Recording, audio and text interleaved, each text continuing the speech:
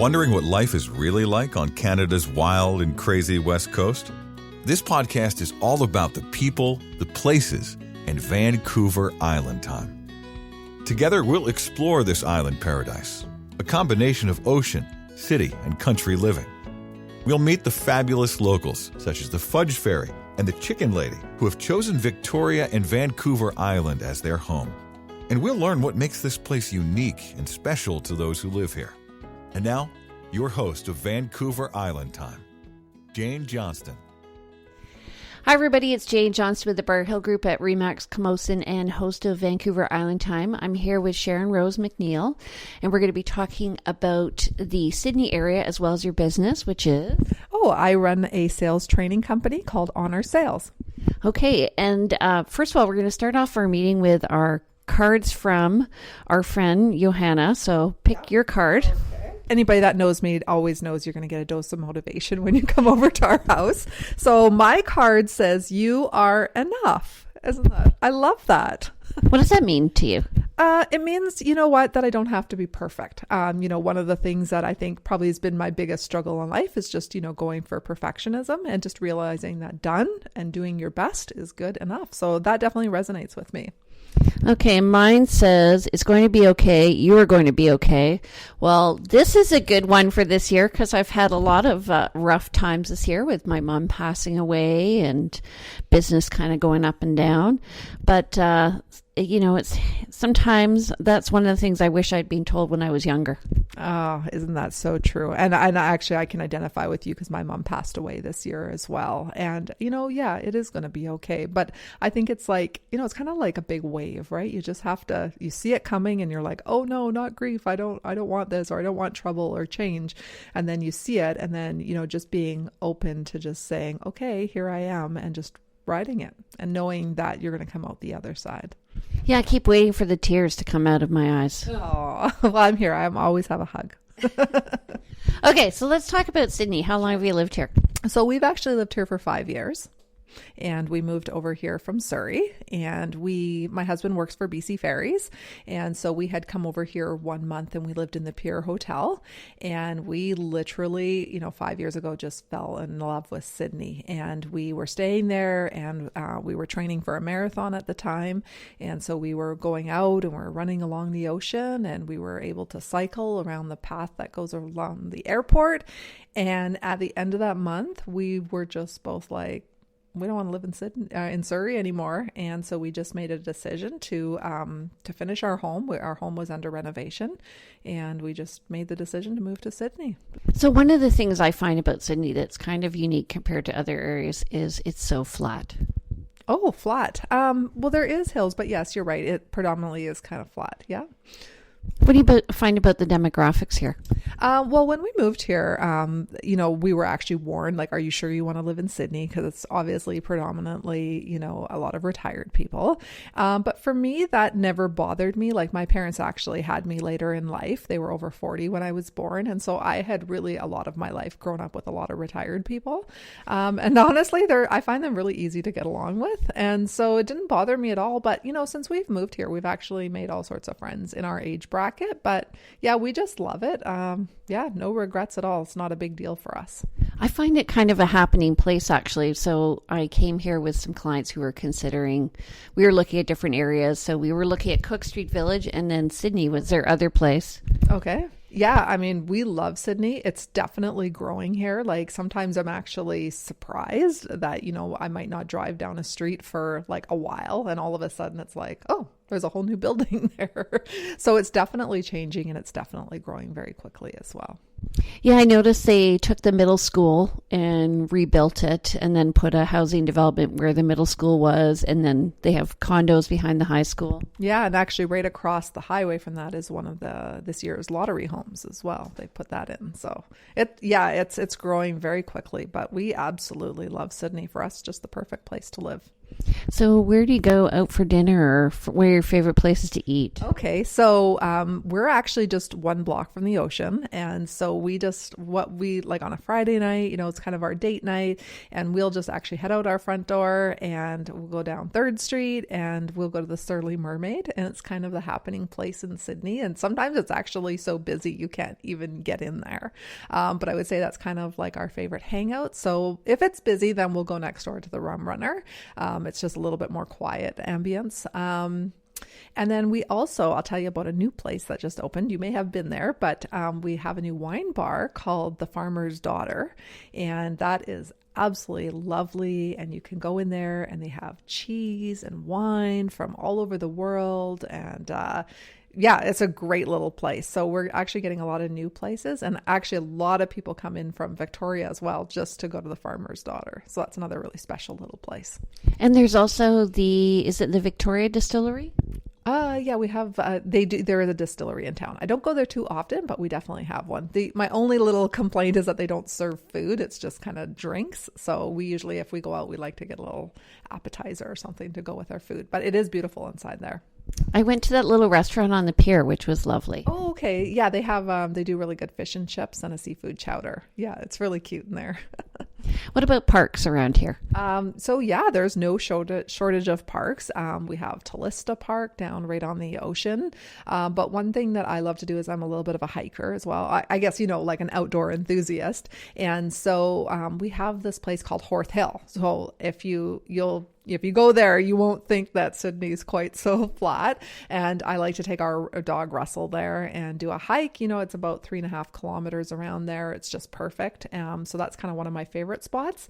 But we're also, 10 minutes away from Dean Park in North Saanich. And so I go up there quite a bit. It's got great hiking trails. So tons. And then, of course, there's tons of little parks. One of my favorite parks is actually the dog park. We have this amazing dog park that overlooks the ocean. I kind of, I cross my fingers and think, how long is that? It's like prime real estate there. And then the dogs can run along the beach and it's beautiful. And yeah, so that's one of my favorite parks. Is that just east of the highway? Yeah, Seahampson Park. Yeah. Okay. And then, so tell me, moving here from Surrey, so a lot of mainlanders, this is what we call lower mainlanders, move here from... Take over. Us lower mainlanders take over. I know it's like, I know it. The thing is like, they can stay home, right, in Vancouver. But I know some of us choose to move here. Do you find there are many commuters here? Commuters? Yeah. No, I don't. But a lot of people work for BC Ferries definitely live out here. What about, so transitioning to Victoria from Vancouver, where you were living, and you obviously had your business there. Was it hard? And I know you do a lot of travel. So how was that? Oh, it was actually, to be honest, we've never looked back since. I mean, I think the biggest thing that we found when we moved here is just like we kind of had to take a deep breath and just realize that there is this thing called island time, and it definitely exists. And so it's just kind of learning to go with it. And, it's just simple things like going to a restaurant and everything took a long time. And so, especially with my career, I've always been traveling. And so I'm used to just, kind of moving at top speed, but definitely things are a little bit more sleepy here, but I think it's good because I think we tend to, move too quickly anyway. So it's been a really good change for us. So that's where the name Vancouver Island Time came, because it's a play on island time. Yeah, no, I hear you. It's real and it does definitely exist. So when I moved here, my dad gave me a bit of heck. He's like, Jane, how can you move there? They don't work very hard. Well, we definitely our plan was kind of to slow down when we came here, and we have not.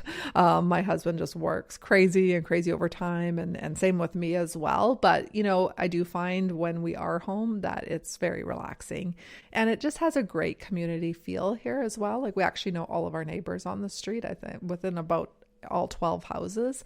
And once in a while, we actually do get-togethers at our house here. And so we just love the community feel. So what do you do for entertainment other than eat and go to drink? Well, sometimes so every Friday night for us is date night. And so sometimes we will, go out for dinner here, or we go for a nice, beautiful oceanside walk. But sometimes if we're just kind of feeling like maybe we want like a little bit more vibe, then we might go into Victoria and go watch a movie or go hang out with friends, that kind of thing. So the other thing that we do is we actually own a boat. And so in the summertime, we spend a ton of time on our boat. So our date night might include, sailing over to Salt Spring Island and, having an appetizer, watching the sunset go down over there as well. I have a favorite holiday, and that was taking a boat all the way through the Gulf Islands and through all the provincial parks. Do you ever do that? So far we've just done a bunch of the Gulf Islands here, but next year, so we're actually putting in two new boat engines in our boat right now. So the plan would be to next summer go down to the San Juan Islands and hopefully down to Seattle. So we're going to start kind of branching out and doing a little bit more boating than we have in the past. But we're fairly new boaters, so I think we're just getting our sea legs as well. Do you find many people here, because this is a big area for power boats and sailboats, and mainly because it's a protected water in here amongst the islands? Do you find it's a big boating community? Definitely. I would say there is. I mean, there's lots of people that don't have boats, but there's definitely a lot of marinas here. So a lot of people do have boats here. And actually, we've gotten to know a few couples as well, just through being we're at North Saanich Marina. And so just getting to know other people that have boats down there. So that's been another way that we've been able to meet people with, similar interest to us. So for someone who I know travels a lot, coming and going off the island, how is that? Oh, actually, if you're in Sidney, it's fantastic. So we are literally 5 kilometers from the ferry terminal. So we can just hop the ferry anytime. So I never feel like we're isolated from the big city. I just find it's more like I don't want to go to the big city because we have the amenities here. But except IKEA. Yeah, except IKEA. I know that. It's funny that you would say that, because when we lived in Vancouver, everybody that came from the island always wanted to stay at our house. And the first thing they always said is, "Oh, let's go to IKEA." And I was like, "Oh, let's not."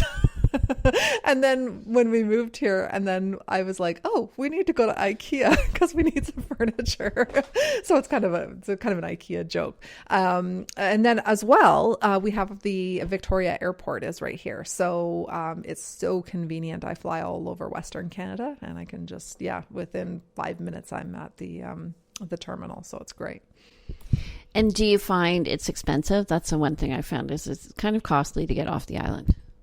Yes, unless it's a business thing, a business write-off. Yes, it can be costly, but I think that there is a real cost to actually, a lot of times we get hit up because my husband works for the ferries on the cost of the ferries. But, being boat owners, we also know how much it costs to actually run a boat. So I also think it's good because it does keep a certain amount of people not moving to the island because of the cost of the ferry. So I think if it was free, then I think we'd see a lot more people living here. So I think it's good. So one of the things, I used to work for the BC government in the Ministry of Education, and we would travel to the Lower Mainland to do education seminars. And, I've been the first person on the next boat. Is there a culture for BC ferries around boat travel? A culture? Like the stopping, going ahead of time, doing some shopping. I'm not too sure about that. I mean, I've definitely been in the same position where, I've missed the boat. And, as my dad used to say to me when he was alive, he'd say, "Well, Sharon-Rose, at least you're first in line for the next one." So I think that was a good attitude to adopt. But I'm not too sure about what other cultures there are. Well, nobody gets angry though, really, right? No, I mean, it's just, that you live on the island and you're going to have to deal with the ferry. So it's a part of being here, but it's also a part that, makes us a smaller community. So it's just, you have to go with the flow. What do you do when you're on the boat?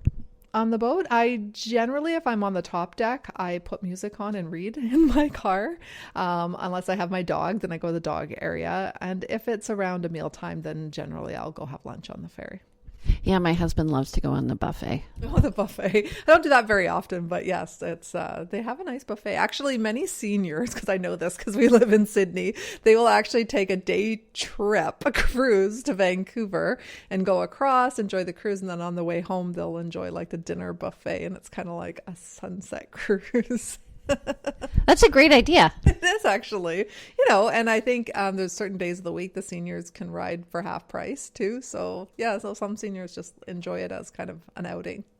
Okay, so last thing we're going to talk about is just connecting with other business owners. How has it been for you? Connecting with other business owners here in Sydney. Well, I've been so busy that I haven't had a ton of time. I do know a few other business owners that are great, but I joined the eWomen Network in Victoria just as a way to get to know other women that, might be at a similar stage in life. And I always knew that when I left the corporate world that it would be great to meet other women that were kind of at a similar stage, and so that I would have a team. So that's why I joined the eWomen group. And it's been fantastic. Made a lot of friendships, picked up, some clients, and yeah, I enjoy learning from them and the social community that comes with it as well. Okay, well, thanks for talking to us about Sidney and introducing us to what it's like to live here, especially coming from the Lower Mainland. We'll be back in a minute and talking to Sharon-Rose about her sales strategy coaching and how she can help you in your business. Take care. We'll be right back. Vancouver Island Time is brought to you by the Briar Hill Group at RE/MAX Camosun, Victoria, where we bring local expertise and global presence to your property. Hi, everybody. It's Jane Johnson with the Briar Hill Group at RE/MAX Camosun and host of Vancouver Island Time. I'm back here with Sharon-Rose McNeil. And Sharon, what's the name of your business? The name of my business is Honor Sales Training Company. How did you come up with that name? Well, what I've always been a strong believer in is being very authentic in our sales and really selling from a place of integrity and honesty. And in Native culture, the eagle feather is actually a sign of honor. And so my grandmother was actually Native Indian. And so I wanted to have sort of the symbol of honor in my business. So I chose the eagle feather as sort of a tribute to her, and then also as a way of honoring our customers. And I just felt at the end of the day that it really summed up how I felt about sales, that being authentic in how we sell, being, selling with integrity and being honest, and being honorable was very important. So it just, naturally fit for me. Do you find people kind of resonate with that and are attracted to that? Definitely when I explain to them what it means, they definitely find that they really like that. I think a lot of people nowadays are really searching for things that feel very authentic and very real. And so, people are searching for that, kind of like gone are the days of, sleazy sales gimmicks and that kind of thing. So, I find that a lot of people it does definitely resonates with. So do you find, like for me, so we're both in sales, I think. Do you find that the focus for me is more around education? Okay. Yeah. I mean, education is important. I kind of coined myself a sales strategist. And the reason I do that is just, I believe, that you need a strategy when you get out, and coming from the corporate world, that's just how we really, really were able to land millions of dollars of business. And so when I was young, I always worked really, really hard. And then I realized that, working hard and being dedicated and determined and passionate, all of those things seemed to come natural for me. But when I got into corporate sales, I really learned from my company to get a little bit more granular and a little bit more analytic at sales, and taking sort of, more of a step back and being able to assess the entire marketplace. And so I just believe, that let's say you were a sailor. You would not go charting out on the ocean unless you had a GPS. You would not, even if you thought you knew where you was going, you could get out on the ocean and all of a sudden this one island that you thought was this island turns out not to be. And then the fog rolls in. And so, or if you were like a football coach and you were coaching a whole team, you would always have a plan. So I believe that everybody that runs a business and does any sort of selling really absolutely needs a plan, 100%. And that's what I love to do, is help people put together that plan. Who's your ideal client? Well, I have two ideal clients. Number one, I work with companies in the building materials industry. That's my background. But I also really love to work with women that, what I find in business is that many women I meet are absolutely so talented beyond belief. Usually these women are niche service providers, experts, coaches, but they have never really been involved with sales, and they don't necessarily have a sales team behind them, but they're very passionate about the businesses that they're doing. And so I love these women that are real go-getters, and they're movers and shakers, and they've written books and done, amazing things, but they just realize at the end of the day that they're not sure really or comfortable selling, and they don't really have the confidence. So I love working with those kind of clients because they're real doers. And I just find that with the right training and understanding that sales is a process and learning how to do that, taking an analytical approach to the market, that we're really able to turn that around, and they're really able to gain some confidence and move forward in their business. I find it has to do a lot with languaging too, like just understanding how you can sort of set the stage to what you're going to present so that it's taken in a way, it's perceived in a way from the buyer, potential buyer or client, that they're going to make a decision. Yeah, absolutely. You're very right when you say that. And it's really, really important to be able, and I call it, like, it goes with emotional intelligence, but it's being able to read your customer and to know what type of customer that you are dealing with, and being able to speak the same language that they do. And so that they could, because at the end of the day, we buy from people that we can relate to. So being able to relate to somebody is very important. Is that on a personal level as well as professional level? Well, I just learned that many years ago. And so that just became second nature for me, really, was just learning how to read people and how to get a connection with people. And yeah, it just became second nature to me, really. Okay, so tell me about the programs that you offer people. Sure. So I have several different programs. I offer one course, an introductory sales course called the Confident Close Masterclass. And really it sets the foundation for sales. So we start at the beginning and we really dive into our why and what is our purpose and passion for what we're doing. And then what we do is we just learn really all of the basics of sales, all the fundamentals that are really, really important. I always believe like you couldn't build a house unless you had a solid foundation. And so this is really a foundational course so that you will understand sort of all of what goes into selling. So, and I feel like people are really going to gain confidence after going through that course. And then once we've gone through that, I have a secondary course called Effective Communication, where we learn more in about what we're talking about, leading the conversation, having more emotional intelligence, that kind of thing. I also have a course specifically for business called Navigating Difficult Conversations. From time to time, every business owner is going to get into a situation where you're going to have an uncomfortable conversation that you have, and perhaps it's with a customer or with a supplier. And so I found that so I really love that one, and I've sort of dug into it, and I really think it's a great one that can really help businesses as well. And then I do a lot of goal setting, and so with our customers, so that they can achieve their sales targets. Is there any books that you would recommend? Well, there's a lot. Over the years, I'm kind of like old-fashioned gal. I call me an old soul, but I love Zig Ziglar, Brian Tracy. There's a lot of good sales books, but I guess those would be like my favorite sales trainers.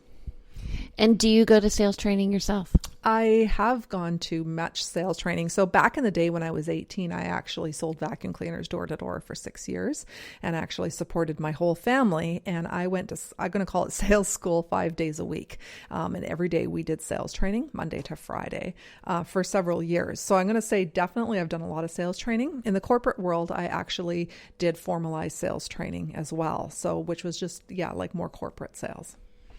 Do you find, what do you find is the main missing factor for people who, let me rephrase this question. So often I find, especially with women entrepreneurs, they're getting into entrepreneurship a little bit later, and they're fueled by passion and they're missing the plan, and they expect the passion to carry them through. So how do you transition them from their passion focus to a real business focus with the business plan? Right. I'm definitely a very passionate person. And so I absolutely love that. And having passion in our business is really, really important because our mindset is so key.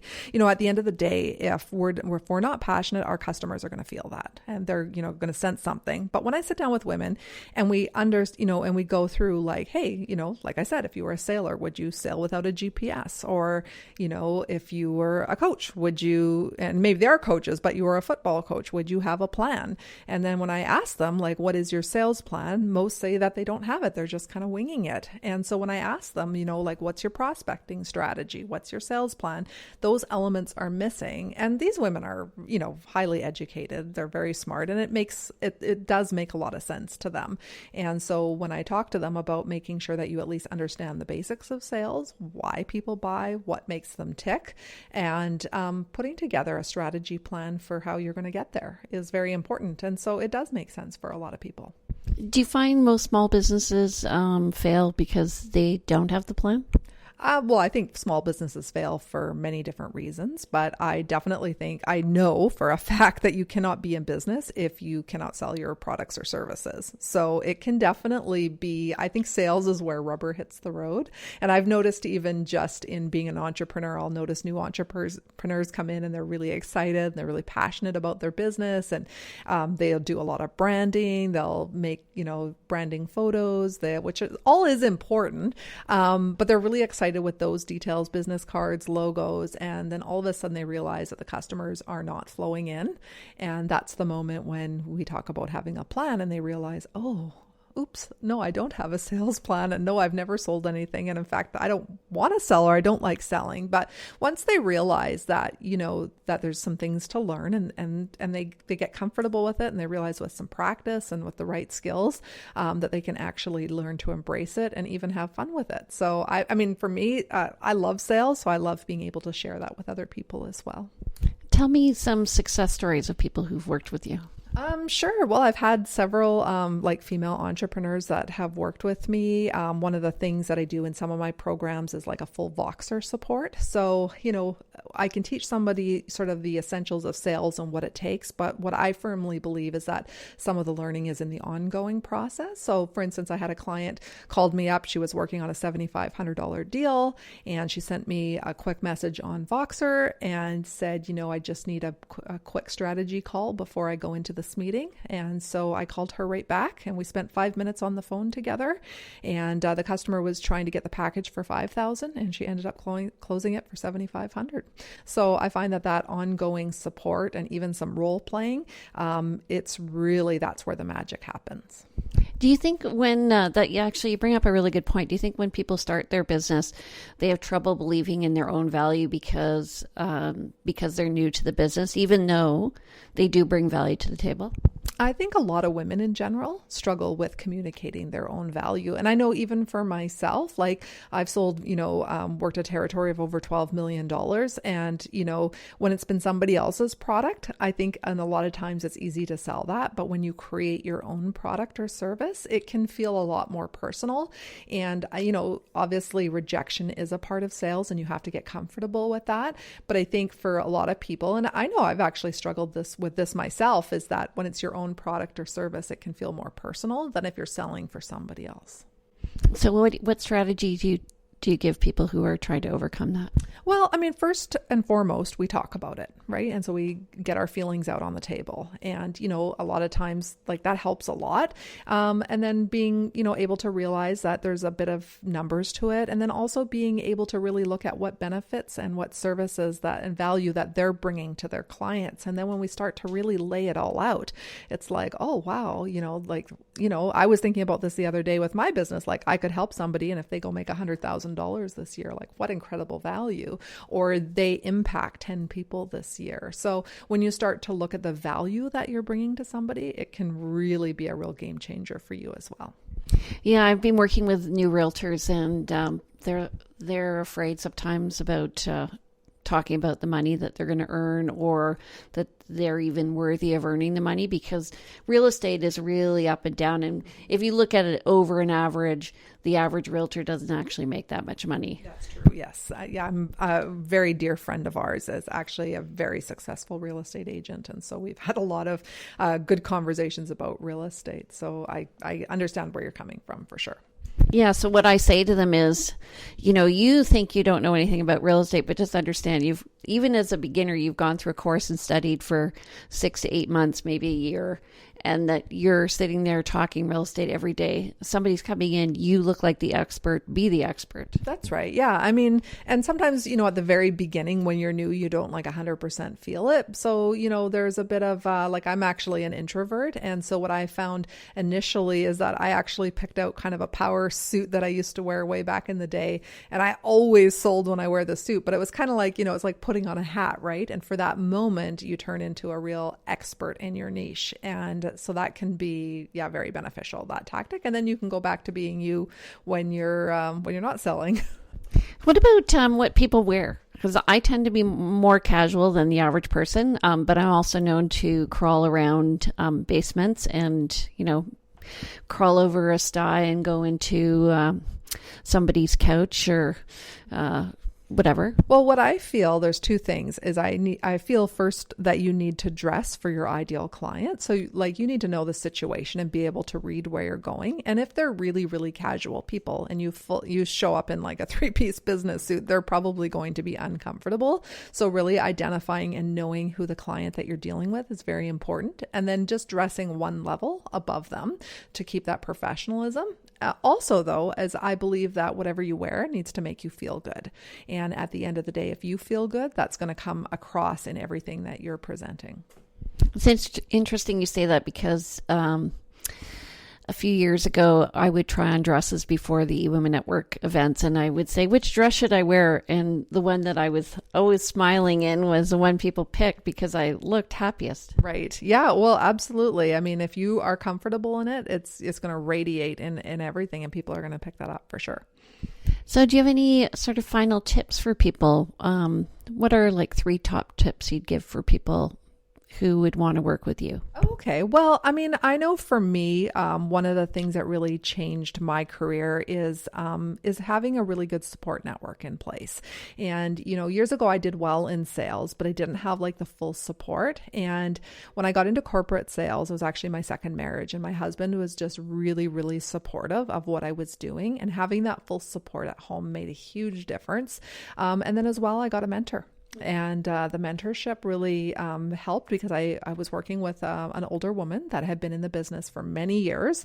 And so I'd bring something up to her and we would laugh about it together. And so she really helped me gain confidence and also helped me learn some strategies in going in and dealing with multi-million-dollar accounts. So I think getting a mentor is really important. I think it's, we can't always build these businesses alone. And so having somebody that really helps you could be really very important. And then I guess there's so many good tips, but knowing how to really communicate your value of what you're selling. So a lot of people really get stuck in presenting all of the features of what they're selling, but they don't actually properly communicate the value. So being able to communicate value is really important. And then also just being a real person of integrity. And so really I've found that this was a major winning strategy for me over the years, is that when I said I would do something, I 100% did it. And really becoming a trusted advisor for my customers. And so that they knew that they could always trust on what I said. I was really honest. And even if that was a hard decision, so like even in my corporate job, if I was working for a manufacturer that stumbled, and being really honest about it. And even if it meant not gaining some business for a while, but doing the right thing in the long run. So I think in the long run, you win by working from that place of integrity and honesty and trust.